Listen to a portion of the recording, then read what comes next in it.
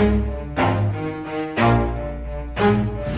stop, I'll get it if I want it. Gotta make to myself a promise. I won't quit, keep going till I got it. I won't give up till I'm on top. Yo, no, I ain't the type to give up. If I do something, man, I do it till I get what I want. I turn a business out of nothing into something I love. I got a poker face, but honestly, I'm not one to bluff. I flip a switch, never miss, man, I always stay up. Don't let them see you, bitch, always have a plan to stay tough. This life ahead of you ain't easy, it was built to be rough. But that's what makes a personality, is tragedy, bruh. So keep your head on your shoulders. Now we ain't out here moving rocks, we out here moving boulders. Now we ain't getting posterized, we out here making posters, and we ain't got nothing to hide. What up, what up, what up? Welcome back to Pregaming here at Sports Money, Monday to Friday, 6 p.m. Time to get to work, time to get paid. We've had action going all day, but we got to keep grinding.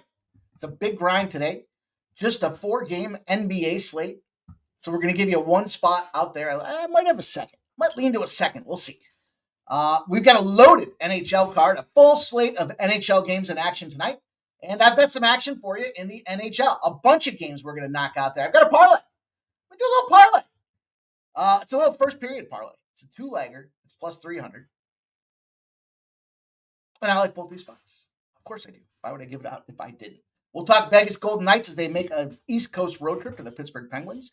We've got the Montreal Canadiens and the Vancouver Canucks, the Islanders and the Los Angeles Kings, and the Nashville Predators and the San Jose Sharks. Lots of West Coast action tonight, strategically, because there's a lot of East Coast college basketball action. And from an East Coast perspective, I've got 3 games for you guys.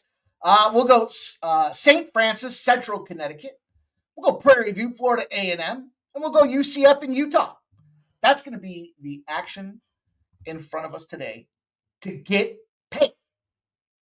Hope you guys have been getting paid, man. Hope you had a great day thus far.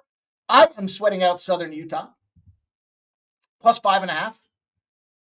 They are down 12 with 9.5 to go. Kind of a tricky spot because despite them playing Utah Tech and having been able to cover the last couple of Utah Tech games, they are playing at Utah Tech. So is that a home court advantage? I mean, how could it not be for the road team? I just thought it was too many points. So we'll see. We got, and I had a couple of trends to boot behind it. So we'll sweat. We'll sweat those games out. Or I should say that game. And man, what a glorious NHL slate tonight. There are so many spots to attack here. Gotta love there's so many. I don't know. Is March Madness so public now that they're just going to try to gift us a bunch of plus money dogs in the NHL? Is that what's happening tonight? I see Virginia Tech, man. I'm on Connecticut, or I'm on Cal. I didn't give it out, but I'm on them. Man, I forgot how fun March Madness can be. I was cashing this TCU under the whole way. And then with 8 meaningless seconds left, they throw some buckets and bring it home. Oh, the over cashes, doesn't cash for me, but the over hits. And it was like, man, the entire game, that thing was nothing but gold. And then there's that gut punch. There's that last second. I had one a couple weeks ago. It stuck with me for a couple hours. Fortunately, there's more action to get back and play with tonight, so this one won't stick with me as long. But I appreciate you guys sticking with me here. We've got a lot to do, trying to grow this thing. It's been a busy day already. My man Ramon Scott, I see him in the chat there, giving us out the Mitchell going out tonight versus the Brooklyn Nets news. But he's had 2 shows already today. My man comes out with the morning steam at 9 a.m. Great way to start your day off. Grab a cup of coffee and listen to the Steam Report. Where's that money coming in? Who's betting on it? What's Ramon think about it? And then you can go make your winning tickets. Then he railed out the VB MMA Ramon's Got Sports UFC picks. 3 big battles out there from them boys. Getting it done with them. Trying to get that money. Trying to find some plus money spots. And then we had the release of Chapter 3, I guess. It's round 2. It's Chapter 3 from our guy Dan Doherty from Down Under with his rugby plays this week. Already busy. Already stacking up, giving you guys content to get invested in as we try to make more money. That's what it comes down to. That's what we're here for. It's fun. Enjoy spending time with you guys. But we're here to make money. Cash them tickets. And I think we got a good shot to do that tonight. I need Southern Utah to get this game in. It's going to drop an F-bomb. Instead, I'm going to grab a sip of this water. I'm going to push this thumbs up button because you know how important it is to you guys to smack that thumbs up for us. Please take a second to do so.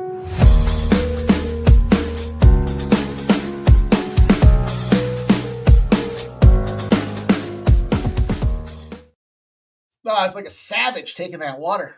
Half of it went down the mouth, half of it went down the shirt. But it's all good. Most of it got to the intended target, and that's the most important thing. Let's go, you guys. I appreciate everybody spending this time today. You know we're viewer supported, so taking the opportunity to smash that thumbs up button is oh so important. You know, everyone talks about the YouTube algorithm. That's important. That's the currency that YouTube uses to let them know that, hey, you spent a little time here. You're helping us out. We're trying to grow this thing, and we very much appreciate that.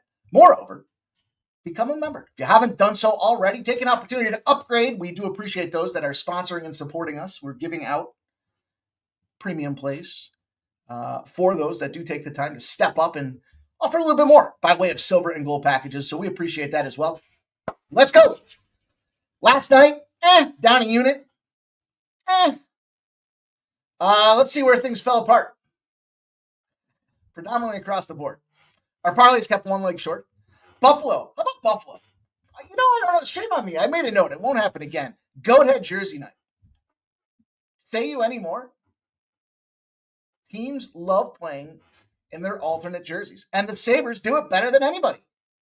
It's not really a goat head, though. It's a buffalo head. But whatever. Whatever they want to call it. They found that win against Edmonton. They scored in the first period. Edmonton did not score in the first period.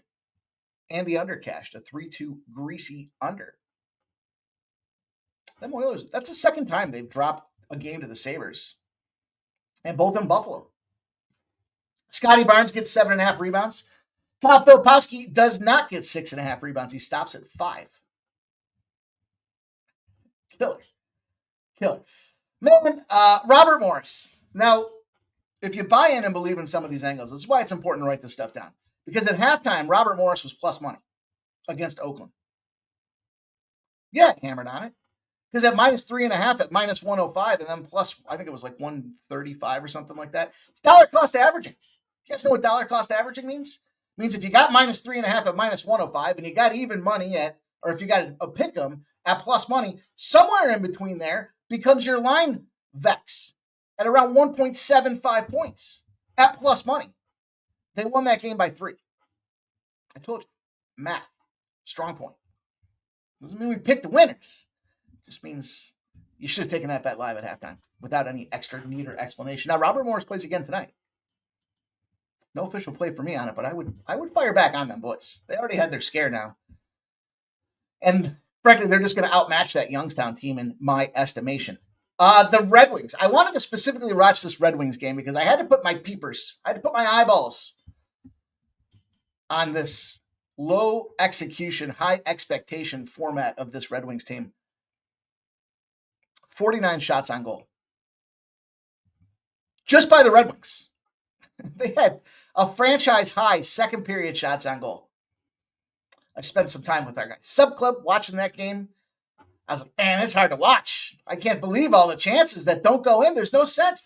Tarasenko, Patrick Kane, yeah, they're old guys, but they've got experience. You got Larkin out there hustling all over the ice. Even the goaltending, Cam Talbot, looked spectacular. It was just not enough to down Allmark. Plus 150 loses. Now the positives here. Denver. What's the best spot in sports? The immediate bounce back. Denver plus 10. Remember I said it started at 8.5. It went up to 11. I locked it at 10. It closed somewhere around 8.5 again. And those son of bitches won outright. 140, 127. Never in doubt. Actually, the line closed, I guess it closed around 9.5. Somewhere between 9 and 9.5. Easy money. Outright winner. Man, that had to be a good banger. We did cash in the under 212 in that Houston-Orlando game. 97-84. I think Cruise controlled by like 30 points. And we beat the closing line, 210.5 from our 212. UNCW, they won by 1. That's another spot where they were down. Again, can't harp on this dollar cost averaging thing. I mean, you got to see it or you don't believe it, or however that works out. But it certainly can mitigate some of those losses. It's not a hedge as much as it is just bringing down your initial strike price, right? When you get that money line and you got a -3.5, you put two together, gives you 3.5. You divide it by 2, it's 1.75. So you're essentially laying 1.75 points. Now, in that case, you won your money line, but you did not cash your UNCW -3.5. Nonetheless, brought your risk factor down. The Maple Leafs, wow, what a game. They start off 3-0. Utah comes back. We were watching this one after we watched the Red Wings game. And then Toronto, woo, thank goodness for that shootout victory because it got sweaty. And the big winner for the closeout of the night was San Francisco against the Zags. They lost by 9. Man, they were in it. There were 3 points here, 4 points there. They lose by 9, but they cover our 14.5. So all in all, transparency is important. We got to talk about some of these wins and losses, show you where we're at, what we're doing, how we're making that money, and maybe how we're not making that money. So it is time to make some money. And I want to shout out our guy Joe Dub, not only a member now for 6 months, but blessing our action with the $9.99 super sticker for our guy Joe Dub. I'm negligent, Joe. I'm gonna give you this. I don't ever slow up, no I don't take shit. I got no love for the fakeness. If you wanna play tough and wanna hate this, I'll always show up. Appreciate you, Joe, my man. Blessing our action, gifting $9.99 to the sports money community. It means oh so much, my guy Joe. Thank you so much. As we roll on, guys, a true believer. He's been here from the start. Love seeing my guy Joe. Hopefully you're making some cash with us, dude. And let's go. You guys know the deal. Get the pen and paper out. It's time to get the action. The best in the business assemble here. They're going to share their best bets. We've been marinating on this card all day. And it's one team, one dream, man. We're all looking at the same scoreboard the same way. That's what makes this so much fun. We all want to get that cash from the bookies' pockets and put it in our own. That's our scoreboard. And we define our victory by the growth or loss of our bankroll day in and day out. So it's time to go to work. Make sure you put your best bets in the chat, and we're going to pop off with commenter numero uno. It's Joe T. He must have saw something he liked in that Blue Jackets Rangers game with that 7-goal onslaught that they put out there, and looking to take advantage of a Devils team with a wounded soldier in Jack Hughes. He's going over 5.5. Joker's got an over. He's rolling, man. He's ready to go. He's not scared. He's ready. I'm scared. Southern Utah. Close the gap. Close the gap, baby. Close the fucking gap. 57-49. All right, we'll keep our eyes on that. We'll keep one eye on that. We'll keep one eye on this. We'll keep another eye over here somewhere. And I'll put an eye on the camera, too. How about that? I need 4 eyes. 4 eyes. Blake M's in the house. Redbeard, says Virginia Tech man. Bobby Mack, he's rolling with us. David Wallace is here. Big Scott. 510. Appreciate you, my guy. Says smash the like button for Pimp and Sports Money. Let's go. Redbeard says it's Turn Up Tuesday. Man, I don't know. I've been hurting since this time zone change. This one got me, or the time zone, the daylight time. This clock switching that hour. Felt like 6. Shout out to my guy Keith. He's taking the Pacers to cover against the Bucks at +2.5. Mitch Morbister. Barry's in the house. There's Trisha M. Trisha M's Ice Cats are in play tonight. She's going to be excited about that. Jerry Davis says, I got to give Redbeard some props. Luka triple-double and got the +375. Look at this. Damn right. Let's go, man. Shout out to our guy, Redbeard, sharp capper. All you guys are sharp cappers, man. I love it. Love to see the winning. Love to hear the back and forths. Good stuff. Let's go. Trisha M's complimenting him as well. Put him on the Troy team total over. He delivering. He bringing the goods. That meaningless 3 wrote my -3.5. Man, it's March Madness. It's sweaty to be on the unders this time of year, man. That is, I had the under in, which under did I have earlier today? That's sweaty. That was sweaty. That thing was toast. That thing was literally burnt toast. Under 130.5 in the Grambling A&M game. They had 141 points. And then I'm sitting there doing the math. All right, so they got 141, or they got 71 from third. Oh, are they going to just get 60 points in the second half? Oh, man, is that? No way. Yeah, that happened. Boy, how about that Notre Dame game? Speaking of meaningless effort, phantom call, Notre Dame gets to shoot the buckets and Pitt's out. I'm fine with that. I'm not a big Pitt fan, but I'm not a big Notre Dame fan either. Joseph Myers here catching up. No worries, my friend. You throw it on 1.25 speed or 1.5 speed. By the time it catches up to where we are live, it'll switch you back to 1 speed, 1.0 speed, and you'll be ready to roll. Joseph Alvarado says, number 23 on the likey for Mikey. Well, when we're talking about the likes, it's so important you guys do go into those videos and smash those thumbs up buttons for us. It takes time to put these together. Trying to find esteemed, sharp cappers to do it. And 10 likes ain't going to cut it. So there's quite a few of you. There's over 1,300 subscribers here. Over 165 members up in this piece. And 10 likes is either tells me you're not watching it, which means you don't like it, or you're just too damn lazy. We need you guys not to be too lazy. Ramon's on 2x speed, so he can watch the whole show before it's over. Man, if I get rolling and spitting fire and we start picking this thing up, you're going to have to put it on 0.5 speed here. You know what's our guy 50 say? If I can't remember it.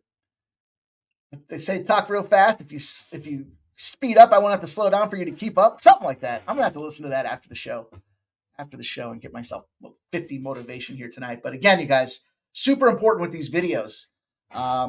Views and likes. Turn them on, even if you could just do us that courtesy favor and turn them on. Mute the son of a bitch if you don't want to listen to it. Just let it go all the way through. We're giving you guys short videos. Whatever we got to do to game this damn system and get this promotion going for sports money. These boys are working hard trying to give you guys their best bets. You got Dan from Down Under tossing me a video at like 4 a.m. my time so we can put that out there. Want to make sure that we show them boys the respect that they deserve and the gratitude for giving us more content to help grow this channel. So let's get to work. What do you say about that? What do you say we get going? We'll start off. Oh, you know what? I fucked this up. I always start off with the NHL, and here we are popping off with college hoops. That's all right. We'll go quickly. We'll get this first game underway. I don't know what I was thinking. I must have had I don't know what I had. I don't know what happened there. But 7 p.m., my favorite game on the card. Favorite game on the card, period. That's a start right there. With big movement on this line from 9.5 to 11.5. 64% of the bets, 67% of the cash coming in on Central Connecticut because they know it's my favorite play on the card. 134.5 has moved to 138 with 74% of the bets and 75% of the cash on this over. St. Francis, the Red Flash, no more St. Francis, PA. They won the battle between Pennsylvania and New York. There is no longer a St. Francis, New York Division I collegiate program. But the Red Flash don't give a shit. They're ready to roll out there. They got the Central Connecticut State Blue Devils. And this one could really, if it wasn't for the trends I have, which have intersecting zeros, if you know a little bit about college hoops, you'll know two things. One, St. Francis is just kind of getting into this thing. And Central Connecticut, number one in the conference, had a big couple of near misses. Winner gets their opportunities here to go and potentially get the big chip, the big one. St. Francis comes in 15-17 overall, just 500, really, 500 season.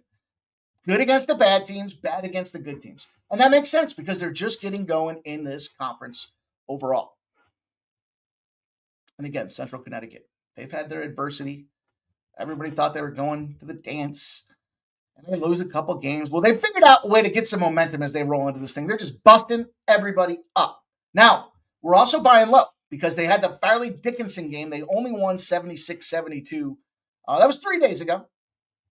Coming in rested, but a 4-point win on a 9.5-point spread. arguably, how much were they invested in beating the shit out of them boys? I don't know. Seems like when they get into those double-digit spots, they do struggle a little bit. Now, that being said, Lemoyne, they busted up Lemoyne. We were all over them busting up Lemoyne, too. Lemoyne just getting into this thing. That's what I'm saying. Good teams and bad teams. St. Francis is pegged in the middle. Yeah, they can beat up on a Lemoyne, but they struggle against some of them better teams. And we look, they did beat the Long Island Sharks. That's a big victory for them boys out there. Long Island was the favorite coming into this thing. And so they kind of already had their exposure, in my estimation, of kind of getting that feeling of victory. Now they're going to come into some big boys that are pissed off that they missed out on college basketball runs in previous seasons and ready to go. Not only ready to go, but let's talk about it. They stink in the revenge roll. St. Francis in the revenge roll. No good. In fact, when the team attempted more than 19 threes the previous game, I kind of look at that as like bitch slapping them, right? Like you disrespected them and you shot over 19 threes the previous time and you beat them. And now they're trying to come back out there and exact revenge, and it doesn't happen. They're 0-9 against the spread in those positions. Not only are they 0-9, but it's important that we look at the average margin of victory, 17 points a game, getting busted up. On the flip side of things, Central Connecticut finds themselves, after they played well, 3+ point favorite and 10 or more turnovers the previous game. So they're gelling. They're like Magellan. They're so gelling. They find themselves 10-0 against the spread, and it's the margin that makes it so important. Almost 15 points of victory in those positions out there. This should be probably a 13, 14-point line game. So we're getting closer as the evening is wearing on in this one. But I did jump in. I've got minus 11 for what is my favorite spot on the board. I love the revenge positions. And if you're no good in the revenge position, I want to fade your ass. Minus 11 sitting at minus 106 right now at Bet Rivers. And a variety. Some of the more public books have 11.5s. Some of the less public books have 11s. So opportunity galore. Let's go Blue Devils. Central Connecticut State Blue Devils. We're going to lay the 11. That's how we're going to open the card. It's my favorite spot on the shop. Maybe that's why I started off with college basketball, because I was so jacked up. Maybe. I don't know. That's that sting. Let's go. Let's go. What do we got? Nick's in the house. Nick likes St. Mary's tonight. There you go. Thanks, Trisha M. She got it for us. She got the verses for us. Nice. I like it. All right. Let's move on down the card here. I'll throw some opinions out on some of these games. I like the under in this UTEP Sam Houston game, despite the fact that it's climbing on the over. I like Syracuse. Syracuse had themselves a little opportunity to see that they ain't so bad after all, playing some tough teams down the stretch. Getting points against a Florida State team that I think is suspect. Probably look at the under in that one. I love Arizona State. Just missed the cut. K-State, they're getting 6.5 points. That's downright disrespectful for an Arizona. I mean, these teams play similar ball. The prototype, if you look at these, there's not really an advantage on one side or the other, and now you're given 6.5 points. It's going to probably come down to field goals or free throws at the end of the game. That's why I'm not getting invested in the total. I would probably lean to the over in that game, but no, I like Arizona State.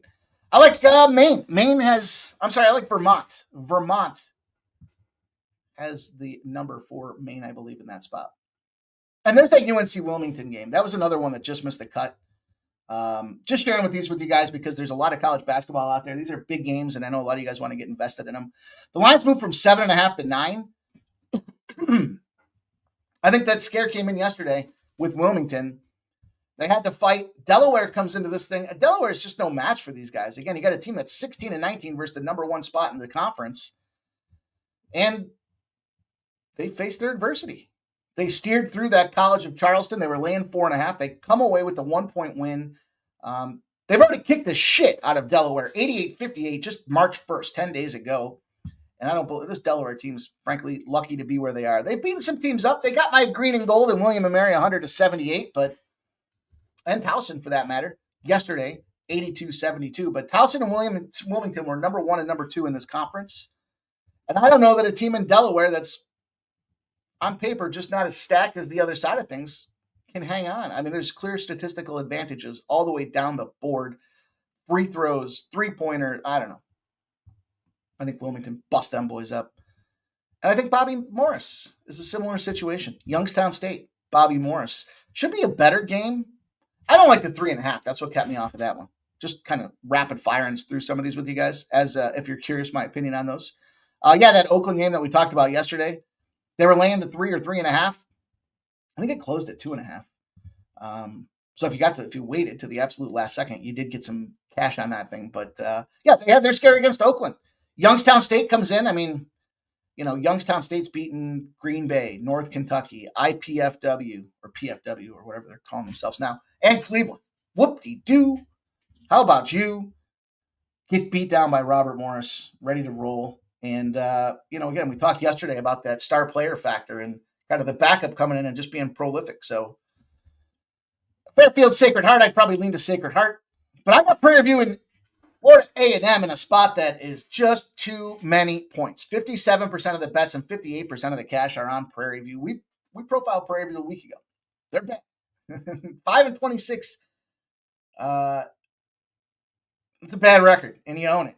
And 57% of the bets and 58% of the cash on Prairie View. But guess what? The line's gone from 7.5 down to some 7s, aka reverse line movement. And a total that's moving up, 144.5 to 145.5 with reverse line movement. 58% of the bets and 61% of the cash are on the under. And it's moving on up. Statistically, looking at these two teams, Florida A&M covers a lot of spreads, 21-6.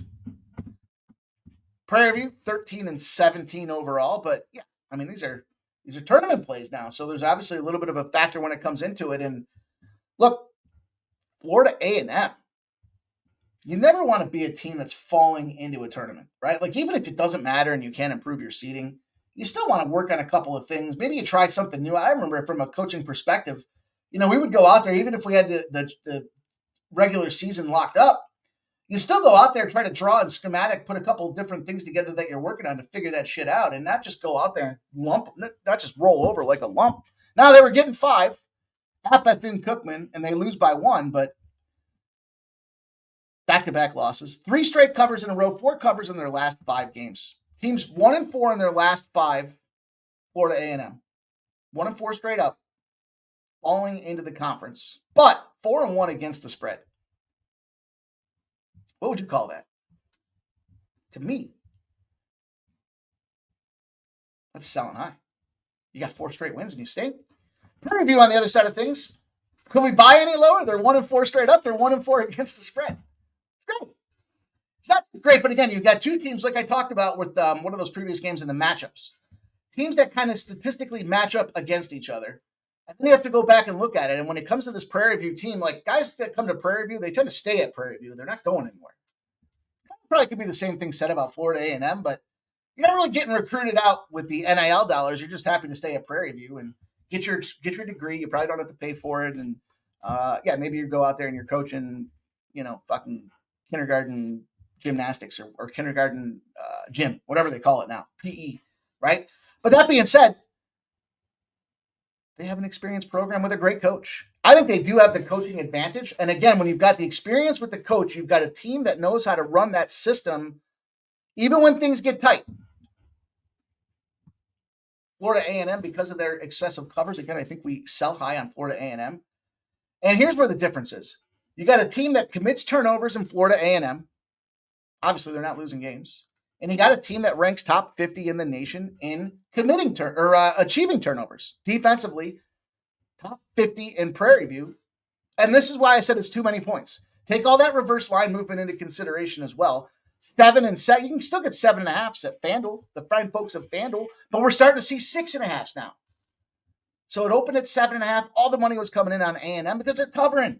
Public looks at it. They don't know shit about these games. We've been talking about how bad Prairie View is, but we see an opportunity in this conference. We've been betting on these teams for the last 6 weeks, both of them. We know when to hold them. We know when to fold them. And we're going to fold Florida A&M on this one and take Prairie View. Dare I say wrong team is favored? Plus 250? That line came down from plus 275, by the way. 97% of the bets, 96% of the cash are looking at Florida A&M as like a parlay piece. We're not going to worry about the points. Just go out there and win. It's gone from minus 345 to minus 300. They want you on Florida A&M. We are not going to fall for Florida A&M. We are going to take Prairie View. We're going to get this. What did I get? Let's see what I got. Just for accountability purposes. Transparency is so critical. I got a 6.5. What, I catch a shit number again? Yeah? Is the answer yeah? Let me look. Let me look and see what we can find out here. That's not a good number.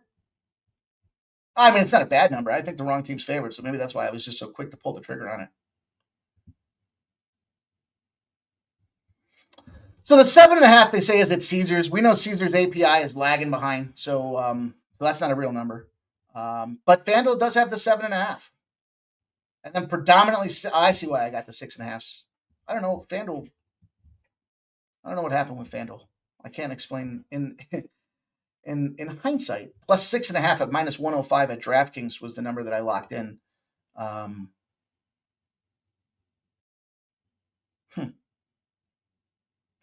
mean, 13 cents more to get the extra point. Maybe that's part of the reason why, too. You know, the nickel for every half a point theory means it should be 10 cents to go from 6.5 to 7.5, and they're charging you 13 cents. For a team I think is the wrong team favorite, I think that's why I wanted to keep the big down. So let's go. What do we got? Got one game left. I had no opinion on Albany Bryant. None. I think Montana State, North Colorado goes way over this number. I almost fired on that one. We'll see what happens later on. The Zags and St. Mary's. You know, just for conversation purposes, 18% of the bets, 21% of the cash are on the Zags. So you got big money coming in on St. Mary's. And the line's gone from minus 2.5 to minus 3.5. That is, is it the most? Let me see. It's the most, it's the second most bet game on the card. Next to Arizona State and K-State. Second most bet game on the card. So that's a lot of money. That's why I referenced that. It's a lot of money coming in on St. Mary's. That being said, though, well, that's a tricky game. Lines come down from 139.5 to 137.5. 75% of the bets and 74% of the cash are on the over. It's come down 2 points. Reverse line movement again. I mean, if you got reverse line movement, the public likes the dog and the over, and you're seeing the favorite and the under. I mean, those are correlated. Vegas is correlating those spots to tell you it's the Zags, in my opinion. I don't think I'll have action on that one. I do have action on this one. UCF and Utah. Them Utes. Again, things that I look for. Teams slumping to come into the tournament that match up evenly in profile where I can find a potential advantage in one key area on the other side of the equation. And I found one in this game. I'll break it down for you guys here. We've got reverse line movement right off the gate. Plus 1.5 moved to plus 2.5. And all the money, well, not all, but 81% of the bets and 83% of the cash coming in on UCF. Public likes them dogs. Now the total's climbing despite the money coming in on the under. 65% of the bets and 62% of the cash on the under for the Utes. It has moved from 155.5 to 158.5. So you got reverse line movement on both sides. However you want it. If you're looking for the total, if you're looking for the side, I can't get behind the Knights. Can't do it. Won't do it. UCF fucking stinks against the spread, period. 9-12 at home this season. I feel like I took all 12 of those, and I probably took them times 2 because I'm probably took them in halftime and got screwed on them as well. And they're just 5-5. They're just a middling team when they're on the road. The Utes, 2-1 in their last 3 against the spread. Here's another team with some expectations last year that kind of fell flat. Not the same team, but they bust up the bad teams. Arizona State, who I also like. I do have some side money on there. Nothing official, but 99-73. They kicked the dog snot out of these boys by 26 points. They were only laying 8.5. Utah. Then we've got UCF. Back-to-back covers.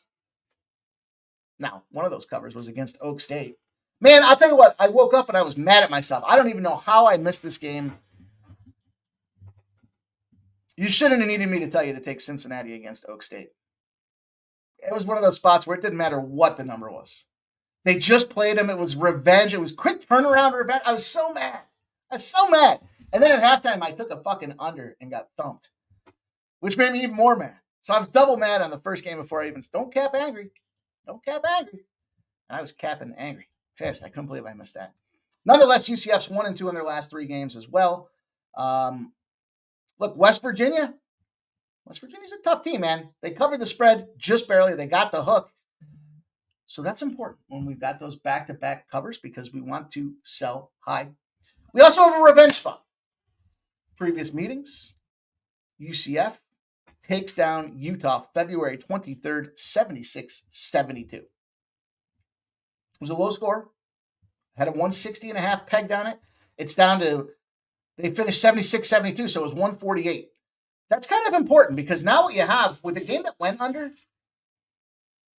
and now you've got a lower total than it was previously, the books are telling you this game should go under this number. But ultimately, what I like most about this is,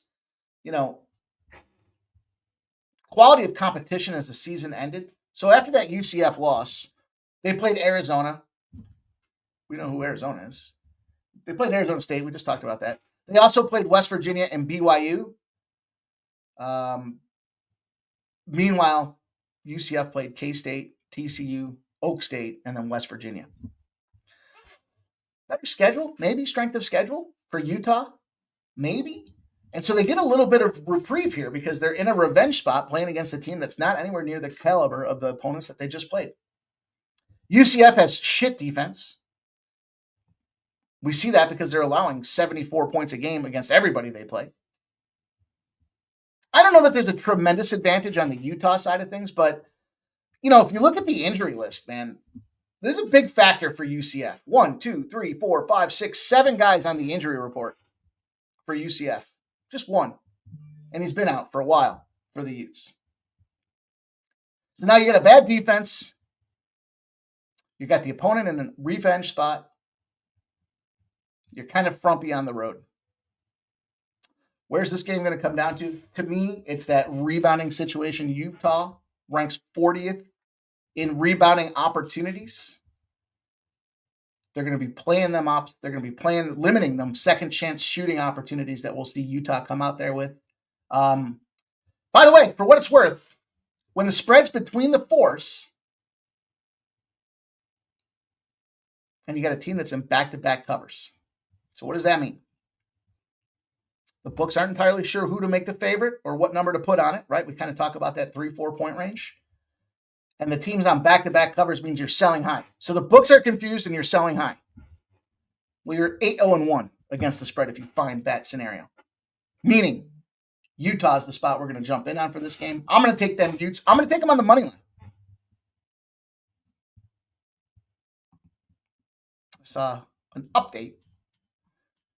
I want to take a peek. Man, I can't believe that fucking TCU Colorado game. That was the bag over the head play of the day. But I lose? Fuck.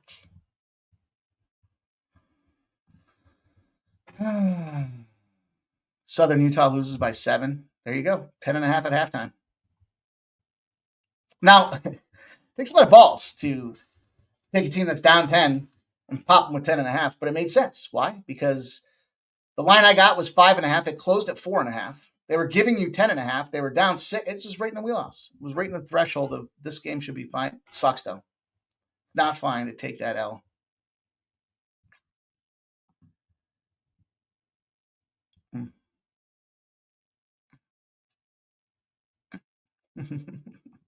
I just took a pimp slapping on the face on that one. That sucks. All right. Anyways, we're not going to let it dissuade us. Sorry I didn't move this Oh, yeah, I didn't move this. I was just excited. To talk. I personally love all three of these games. I think we got money line, dog, point, whatever. I did take UCF. I'm sorry, I did take Utah on the money line.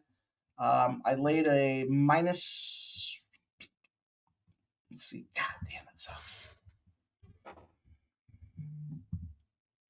1.5 points.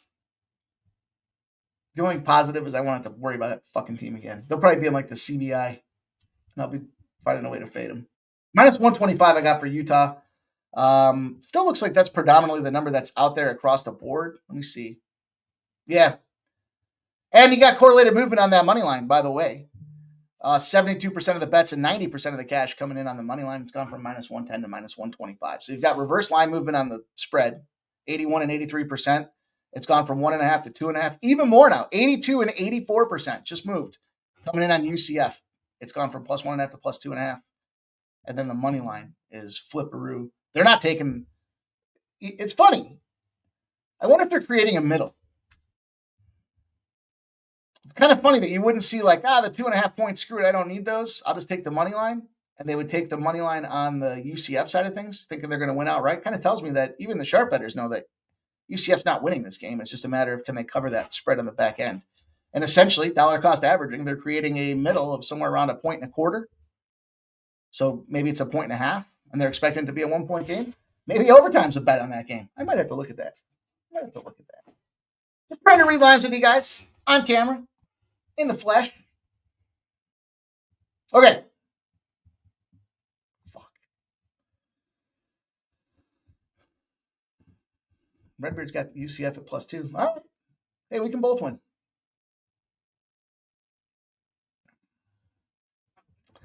Chaps my ass. Trying not to have a chapped ass here about that Southern Utah game. Fuckers. Keep that in mind for Utah Tech. Home court. All right, let's go. Here's the parlay.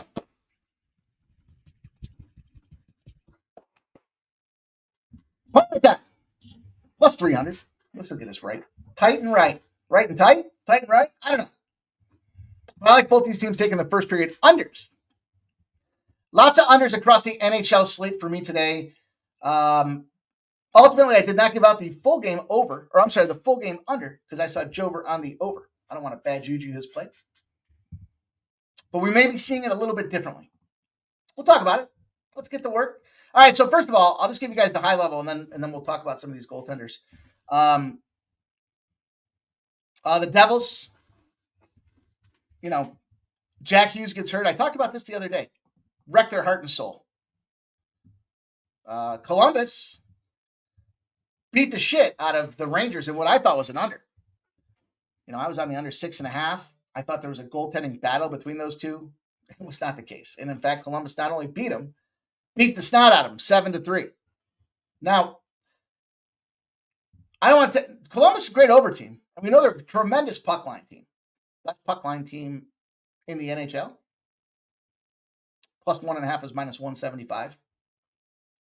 Problem I got is road dogs coming off a road win. 1-14 in the NHL. You're a road dog. You just won on the road. You're stinking.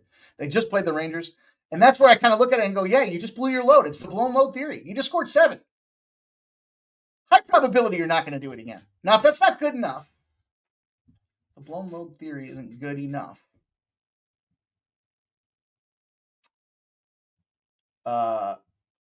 Those road teams are getting outscored 3.3 to 1.7. Do the math. It's 5 goals. Kind of speaks to an under. Kind of maybe sort of does. Now you got the star player out for Jack Hughes. Who's left to score for this Devils team? I don't know. But I know that in these spots, the first period under, the road team off a road win not only plays to the under and loses a lot, but the first period is under 13-2. Tired legs, they focus on playing defense. First leg of our parlay, first period under 1.5 on the New Jersey Devil side of things. Second first period under. These two teams have played to the under like 7 straight times between the Carolina Hurricanes and the Tampa Bay Lightning. Now, I like the Lightning a lot in this game.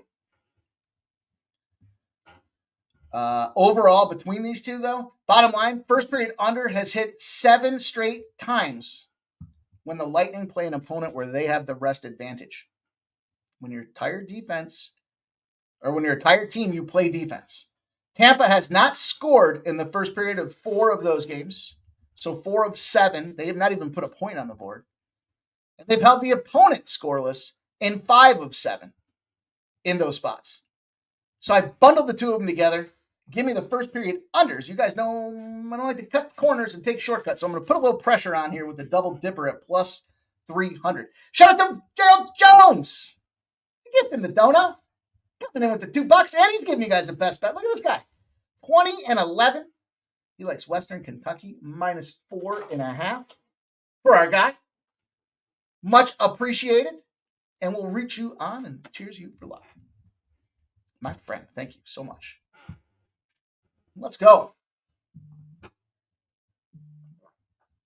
So you turned $50 into rent money in the first 10 days of the month. That's awesome, dude. Congrats on you, brother.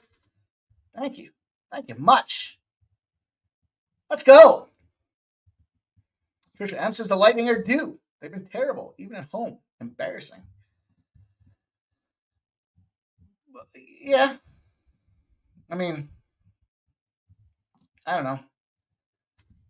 Technically, they finished 2-1 in their last 3 games at home. They beat Columbus already, 6-2. They beat Buffalo 6-5. And then they got shut out by Boston 4-0. So even though Boston's in sellout position here, Tampa Bay is one of those teams. It's playoff time, and they're going to get ready. I do think they are due, though. I would not disagree with that. But, you know, ultimately, when you look at these two goaltenders and kind of how they profile, yeah, you got, frankly, 2 of the better guys in the league going out there battling. You got Vasilevsky, 29-17-3. And there's Kochetkov, 23-11-3. But it's because we know Anderson's out. Someone's got to pick up the squad. My assumption would be that Tampa lost that last game because they were in the look-ahead spot to thump this Carolina team. Boston's irrelevant. They're borderline rebuilding. On the flip side of things here, Carolina's fighting in the playoffs and trying to go out there and hold them down, and they got a 4-game winning streak. So ultimately, I would say that Tampa didn't give a shit about that Boston game. They punted. And now it's a big battle because Marchand's back in Boston at the Garden tonight for the first time, and he's wearing another team's jersey. So screw them. That being said, though, yeah, I think that we could find a spot where Tampa Bay beats these guys up. I think it's a good plus money price tag that you can get on them. But I'm on the first period under in the parlay. And then I rolled deep. We got one spot East Coast. Vegas and Pittsburgh. We look at Vegas. I mean, it's Pittsburgh. You got Ilya Samsonov starting in the net for Vegas Golden Knights, 15-8-2. 2.91 goals against average and an 89.1% save percentage. Vegas just had a 6-5 loss to the Kings.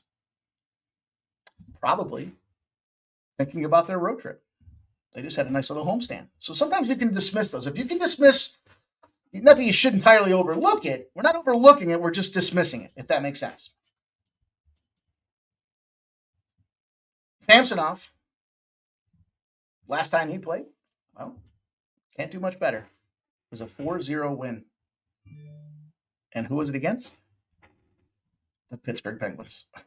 So I guess you could call it revenge for the Penguins. I don't know if I believe, I do believe it's not immediate revenge, I guess is probably the way I should look at that. And at the same time, Penguins beat up Marc-Andre Fleury. The Penguins beat up the Minnesota Wild 3-1 the other day. They wanted their pound of flesh from Marc-Andre Fleury. They wanted to get it from that guy before he retires from the league. That was the former Stanley Cup champion with the Pittsburgh Penguins. And Malkin and Crosby both were fired on him. So Tristan Jarry starts with the Pittsburgh Penguins. He's mediocre at best with a 9-8-4, 3.2 goals against average, and 88.8% save percentage. He was in the goal in that 3-1 win against the Wild. He saved 29 of 30 shots. It was his first NHL game in almost 2 months. That's what was kind of crazy about that. So he was fired up. He was ready to go. He got the job done. I look for Vegas to bounce back in this spot. To me, this is really just a situation where you've got one team that's got all the world to play for. The other team doesn't have really shit to play for. I'm going to take Vegas in regulation. I got a minus 120 price tag on Vegas in regulation. And to me, it seems like that's actually minus 115. Minus 115 here. We've already seen that they can hold down this team. We just talked about the bounce backs and the scenarios from the previous games, and I think this is just a bad schedule spot for the Pittsburgh Penguins. You know, they're going to stand on the tracks. The train's coming through, and you're going to get run the fuck over. That's straightforward to me. Yeah, there's defensive woes still with Shea Alexander out of this lineup, but it's also a classic little schedule spot where we've got the Pittsburgh Penguins as their first game back after a 3-game West Coast road trip: Colorado, Vegas, and Minnesota. They did not play well on that road trip, by the way. They played a game against Boston at home. They lost 3-2. They played a game against Toronto at home. They lost 6-5. They go to Colorado. They get smoked 4-1. They go out to Vegas. They get shut out 4-0. Then they go and they play Minnesota before they come back home and they win 3-1. They needed that win badly. It's an under team. 4 of the last 5 games have gone under the number. They're just not scoring. Yeah, they got 5 goals against Toronto, but that was a scheduling anomaly in itself. And you got the flip side. Vegas kicked the snot out of everybody. We talked about them at the puck line at home. They beat Chicago puck line 7-5. They beat the Devils puck line 2-0. They beat Toronto puck line 5-2. They beat Pittsburgh puck line 4-0. That last game before the road trip, the last game of an extended homestand before the road trip's a bad spot. They got thumped. They fucked me on 6 parlays at least. But I'm willing to go back to them. I'm going to forgive and forget. I'm going to take them on the puck line in this spot there. All the reasons that we just talked about. What do you guys think about that Vegas game? Let's see what the chat has to say here. Real mind blow on the Cats. 6-5 was a strange one. I like the under in that game. I like the under in that game a lot. I looked at a lot of games today, and there was a lot of them that jumped out as potential opportunities. Tons of cash coming in on the over in this game. These two teams are under teams. You know, overall, the Panthers probably should dominate this game, but I'm not laying $2. You know, the Panthers find themselves in a 22-4 position when they had less than or equal to 3 power plays the last time these two teams met, and the line's bigger than a minus 180. They lost at home. They go on the road in the favorite role, and they thump 22-4. Lost at home as the home favorite. Go on the road, thump 22-4. 16-10 on the puck line, though. Now you're getting into some reasonable price range, but 6-17-3 to the under in those positions. It's a revenge. I don't want to overuse the revenge term and have you guys go immune to it or brain deaf to it or ear deaf to it, but it is. It stands out. It makes sense, and you can see the numbers. Why do I continue to harp on them? I'll find them for you guys because they're big winning spots. But I like the under. I think that's a nice little under. Not the first period under, just a full game under. Nathan Cerna got K-State minus 3.5 first half. Syracuse money line. Robert Morris first half minus 1.5, and Vermont first half. All right. For a plus 1049. Trisha M put the Cats on the Vegas Golden Knights on a shit list. Nick likes the Panthers and Knights money line parlay. I get down with that. I had that Capitals Knights parlay the other night there with the Kings game that fucking stomped my heart out. Ripped it out of my chest and stomped on it. Wow, Nathan Cerna says all first half unders have cashed so far. Wow. I like that under in that Sam Houston. I told you guys, I thought that was a good looking spot. That's crazy, man. See, I love looking at those. You start seeing those things, it's like, all right. Takes a trained eye, my friend, to be able to see all that and recognize that. And that sometimes is enough to say, this is the trend. This is the pattern. Plus, you got a lot of conference games, tournament games. It makes sense that we see unders. Montreal and Vancouver are going to pop off here. This is where we transition on out to the West. 10 p.m. NHL puck. I like the over at that Ottawa Flyers game, by the way. Another little spot I'll give you guys a look at. I'll tell you what. I'd be remiss not to hit on it here. I think the Rangers beat the Jets tonight. Rangers just got that 7-goal explosion against them on the Columbus Blue Jackets. They were looking out west that they knew they had this game coming up. Again, schedule look-ahead spot. Not just that, but the overs have been smashing in this position. Crazy. Because when you look at these two teams, you would think, well, it was Shesterkin. Yeah. And then you got Hellebuck on the other side of things here. How about this, though? 7 of the last 8 games where the Rangers have gone on the road, we've seen 7 or more goals. Can you believe that? 12-2 to the over in their last 14 road games are the Rangers. They go into other people's barns and they let them rip. Average final score, average final total, we're seeing 7.6. So 5.5's gift. The over's hitting 8 straight games when they're on the road. And the first period over, 12-2 in that 14-game sample. They're going over. They're starting early. 8 of those games have 3 or more first period goals scored. 8 of the 14. Everybody thinks this game is going to go under. The problem is it is the third game in 4 nights for the Rangers. But the road team between these two teams is 4-0. I think it's like 8-1 in its last 9. It's 4-0, the road team between the Rangers and the Winnipeg Jets. Rangers very much in the playoff hunt. I like the Rangers. I like the first period over. I like the full game over. I don't have anything official for you guys on that. I just thought I would share that as some numbers that I was able to dig out of the archive. And it's Shesterkin versus Hellebuck. So you got a hell of a matchup with Hellebuck and Shesterkin out there. Let's see what else while we're at. Canadiens and the Vancouver Canucks. Montembeault, Lankinen, goaltending battle. Montembeault's the best that the Canadiens have to offer, 21-21-4, 2.96 goals against average, and an 89.6% save percentage. Vancouver, Lankinen, Thatcher Demko's out, 22-11-7 with a 2.6 goals against average and a 90.5% save percentage. What I like about picking on those teams that are weak and thin at goaltending is they got nowhere to go. Your old Mother Hubbard, and there's nobody in the cupboard if your goalie gets out there and gets blasted. Now, the Canadiens have lost 2 in a row, 0-1-1. Vancouver, coming off a loss, 4-1.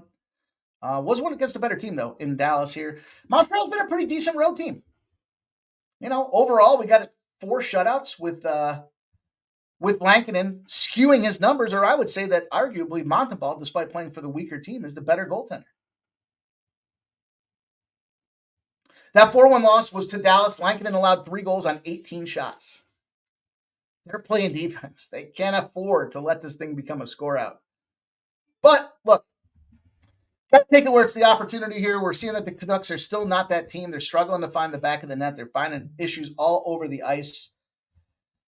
It's got to be a Montreal Canadiens play. It's got to be a nice little price tag. You know, we've got the Canadiens. When you're in a rematch spot and you gave the puck away a lot, over 11 times, and your opponent had 2 or fewer goals that can't score on the road. Basically a road team in a rematch where they gave the puck up a lot and the opponent's a low-scoring team. Canadiens put themselves in a 12-11 spot. Slightly favorable to the Canadiens. They're 18-5 on the puck line, and it's 9-13 to the under in those positions. So after a sloppy game against a team, they look at the video, they tighten it up, they don't make the same mistakes twice. And we're catching this line on the dip. It went from plus 142. The best number you can get right now is plus 125 on the Canadiens. We'll take La Habitance. We'll take a plus 125. We'll move on to the next game. And it's the Islanders and the Kings. Now, if you know my history with the Islanders and the Kings, you know 5.5s are definitely problematic. And if you look at these two teams, you would say, well, this game's guaranteed under. And I think you're going to be wrong. We'll see overall. But Islanders and a dog with a small total. They find themselves around 500, 40-18 on the puck line, 36-19 to the over if the total's less than 6 and the Islanders are a dog.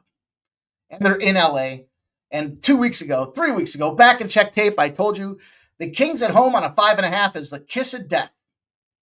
And why wouldn't it be? You got 2 low-scoring teams. There's no way this game goes over. Ilya Sorokin, Darcy Kemper, 24-19-4, 2.82, 90.5% save percentage for Sorokin, 19-8-7 for Kemper, 2.32 goals against average, 91. This should be a goaltending battle. This game should have a ton saved shots out there. Sorokin is coming in rested. But you got an Islanders team that's somehow believes they're still alive for the postseason. Coming off a loss to the Anaheim Ducks. Rested, pissed, in a situation where Sorokin's been playing pretty damn well. 38 of 40 saves against the Sharks. But think about that. The Sharks, the lowly San Jose Sharks, put up 40 shots on goal. Can't score if you don't shoot, and they're shooting more than most teams. That's going to be an issue tonight. Kings are on a 2-game winning streak. Of course, they just had their big win against the Vegas Golden Knights. Now, we know the totals after the Vegas Golden Knights game have a propensity to go to the over. The home team, the first game back after a Vegas Golden Knights game, fly over the total. Put that as another check mark in the over side of things for this game. But for me, I'm taking the shot with the Islanders here. In that dog roll, 500, beaten up on the puck line. It's a tight game with a total less than 6. They are still stupid enough to think they're alive in the playoffs. They got a full squad rolling out there raging tonight. And overall, from this team's perspective, when they're in the dog, like I said, they're 500 overall. Doesn't even matter if the total's 6 or less. So you got a 50-50 shot, whereas the Kings in the favorite role are just 19 and 16, just a little over 50-50. But 3 of the last 4 games before that Anaheim loss, big W's for the Islanders. The only team they really lost to, aside from that Anaheim team, a playoff-bound Rangers team where we were on the Rangers. Kings are coming off those back-to-back wins, but 3 of their last 5 games were against St. Louis, and then add in Chicago. Versus a hungry, playoff-looking, oriented Islanders team here. Give me the Islanders and give me some plus money price tag on these boys. No way. Plus 166. Let's see what number I got. Plus 160. All right. Last game on the card for me in the hockey side of things, and then we'll give you one NBA game and get you guys up out of here.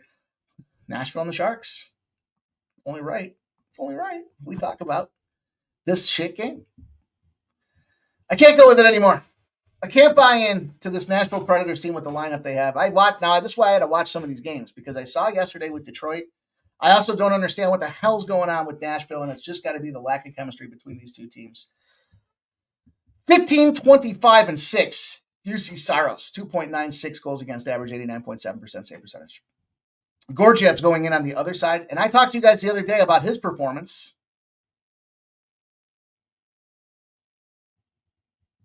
He's been firing. He had a shit run. He started the season off very poorly in Colorado. They bump his ass. It was like sometimes, we used to have to write people up when I was managing sales team back in my younger years. And the HR department would say, hey, you know what? It's a good person. I would be like, this person's had success. They're just going through some things. And they would say, sometimes they got to get hit in the face with a 2x4. And maybe that's what happened to Gorgiev. Hit in the face with the 2x4. Now, the Predators have won 3 in a row. But I'm going to discount them. Boston, Seattle, Chicago. Sharks have lost back-to-back. Islanders and Colorado. Those are tough losses for sure. But look, if we can overlook a loss, if we can dismiss a loss, we can dismiss that Islanders loss because they just had a 5-game road trip before that. Come back home, they're playing the Islanders, they lose 4-1, 4-2. And they were coming back off of elevation. But they had some big wins against Toronto and Buffalo on the road. It's good enough for me. I wish Gorgiev was playing better right now. 11 goals on 60 shots in his last 2 games, but this is too big a price tag. 3 dogs for me strategically, really 4 dogs if you count that parlay in there. 2-1 smacks us home here, but I think there's legitimate foundation for the Sharks to be alive in this game. We know that they're 1-goal teams. We know that they've been playing 1-goal puck line spots overall. In a game that I expect to be lower scoring, I can tell you what, Macklin Calabrini, I think he scored 3 times in a row against this Nashville team, and he's part of the guy that's leading in the shots for the San Jose Sharks team as well. So give me a little Macklin Calabrini goal. You can catch him first goal scorer at 1,100. Anytime goal scorers went from plus 175 down to plus 160. So there is some steam coming in on this guy to be the goal scorer as well. I like it. I think it's a good opportunity. It's a good look if you want to parlay those two together to make it a big score. I'm officially on the San Jose Sharks. I can't believe it. If you look at my card here, Montreal, the Islanders, and the Sharks. You can't parlay them together. The strategy isn't to parlay all those together and hope for the big payday. The strategy is to just get 2 or 3 of those and be up 2 units plus, but and then cash that little 2-leg parlay. Nets and Cavaliers, really straightforward. I'm on the Cavaliers in this game. This is a bad schedule spot for the Nets, and this is their 3rd game in 4 nights as well. With travel on top of that, this game is popping off here in just a couple of minutes, so that's why I'm trying to be quick with you guys on it. And I laid a boatload of points. I laid 16 points with this Cavaliers and Nets game. 69% of the bets and 68% of the cash came in on the Nets. It did drop down just as we got closer to tip-off here, 224 to 227 now with 83% of the bets and 82% of the cash. It's just simply that. They got no defense. They're playing the best team in the league, and they're not scoring. Not only are they not scoring, but when we see, this team has a propensity lately to not play any defense whatsoever when it comes to the net side of things. The Cavs, look, they're at home. They're 20-12 against the spread. They play dominant fashion out there. Lots of great things to like about this Cavaliers team, and they're just beating everybody up. So back-to-back road games. They lost against the spread at Charlotte, but they got the shit scared out of them. 118-117 against a bad Charlotte team. They roll into Milwaukee. They thump them by 12. Now they're coming back home, and they're going to take advantage of this team that's coming off a win in this Nets game against the Lakers, 111-108. But again, 3 games in 4 nights. Back-to-back, second leg of a back-to-back with travel. D'Angelo Russell out. Going to be a factor for these boys here. Give me some Cleveland Cavaliers. You know what? I'll throw one more game at you guys. For anybody that's here hanging out, we're looking late on the night. I'm going to go to the over in the Bucks and Pacers game. Pacers, they've got their pace back. No pun intended. We talked about this before. Top 5, they rank in possessions a game. And the Bucks, Giannis is back. Thinking playoffs. Their defense has gotten better, but it's those fast breaks. It's Indiana stealing and then turning it around and stuffing it up their ass for a quick point. So that's going to lead this thing to get to the over. And it's a high number on the card. They're averaging 20 points a game in fast breaks, the Pacers. I can see why you like the Pacers in the game. Yeah, they should be in a position to get out there and pick it up, but can't get involved with shoulds. However, they're healthy as hell. Halliburton's questionable. They're also playing in back-to-back spots, which means, you know the deal. Defense optional in the second leg of these back-to-backs out there. The Bucks, totals have gone over in 4 of their last 5 games. So the Bucks, now that everyone's coming back and getting ready for the postseason, are ready to roll. They're healthy as well. I'll add the Bucks and Pacers to this thing. Let's see what the best number is that we can get. Let's see what the best number. Just a little sprinkle to close out the NBA on the show. Feels like we covered a lot of ground. Talked about a lot of games.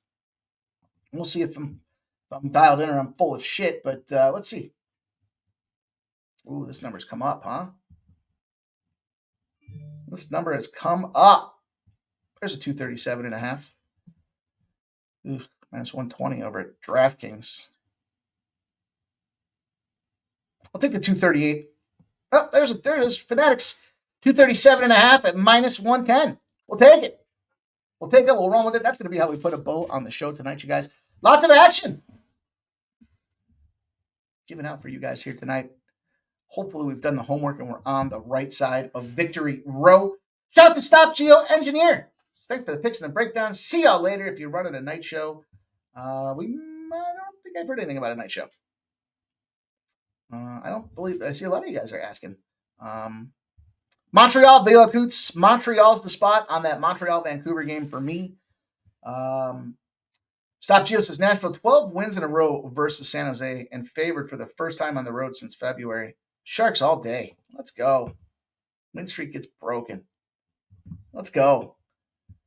Nick's got the Panthers-Kings money line parlay. Let's go, you guys. What a fun night. Didn't know we were going to cover as many games as we did, but I gave you some trends. I gave you some line movement, and I gave you my plays. We even added one at the end. Shout out to Joe Dub with the $9.99 super sticker and Gerald Jones with the $2 dono. Respect. Appreciate you, boys. Thank you all for being a part of what we're doing here at Sports Money. Do me that favor. Go check those videos out. Rugby action. You got UFC action. Most importantly, get the action button by way of the thumbs up. Bless our action. Support our work. And let's make sure we get more than 10 of these things here. We all have a job in this community, and that is to smash this thumbs up button, because nobody wants to go out there and see their effort put to nothing, especially when it's winning effort. Thank you guys all. I hope you have a great night.